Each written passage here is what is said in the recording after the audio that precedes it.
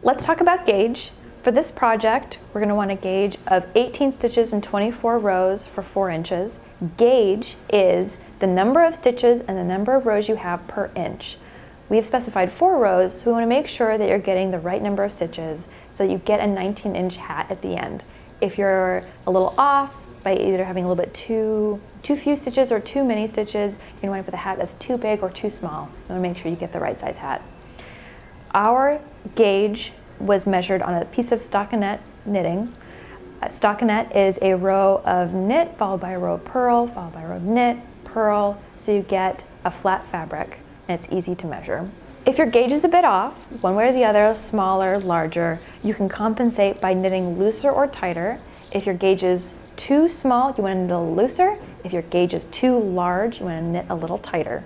You can use a ruler or needle gauge or tape measure to measure out your 4 inches. You want to make sure that you make a swatch that's slightly larger than the 4 inches. So we suggest 6 inches if you're looking for a 4-inch swatch.